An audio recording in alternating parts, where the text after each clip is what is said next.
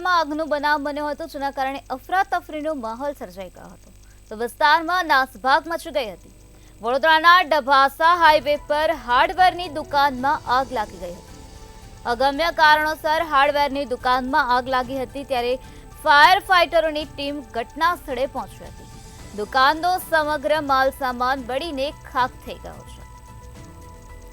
વડોદરાના પાદરામાં આગનો બનાવ બન્યો હતો, જેના કારણે વિસ્તારમાં નાસભાગ મચી ગઈ હતી. આ બનાવ અંગે ફાયર વિભાગની ટીમને જાણ કરવામાં આવી, ત્યારે ફાયર વિભાગની ટીમ ત્વરિત ઘટના સ્થળે પહોંચી હતી અને કાર્યવાહી હાથ ધરવામાં આવી હતી.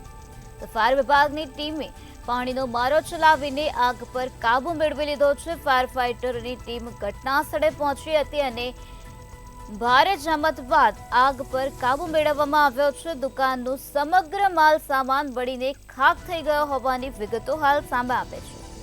તો અગમ્ય કારણોસર હાર્ડવેરની દુકાનમાં આગ લાગી હોવાનું અનુમાન લગાવવામાં આવી રહ્યું છે.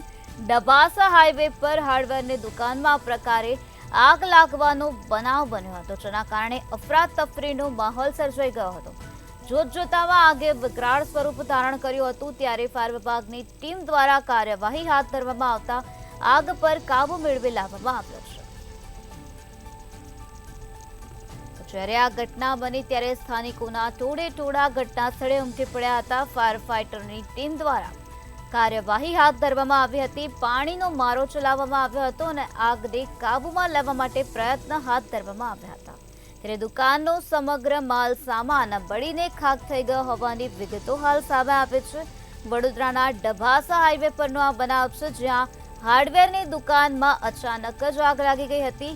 કયા કારણોસર આગ લાગી તે હજુ સુધી જાણવા મળ્યું નથી, પરંતુ કોઈ અગમ્ય કારણોસર હાર્ડવેરની દુકાનમાં આગ લાગ્યો હોવાનું અનુમાન લગાવવામાં આવી રહ્યું છે.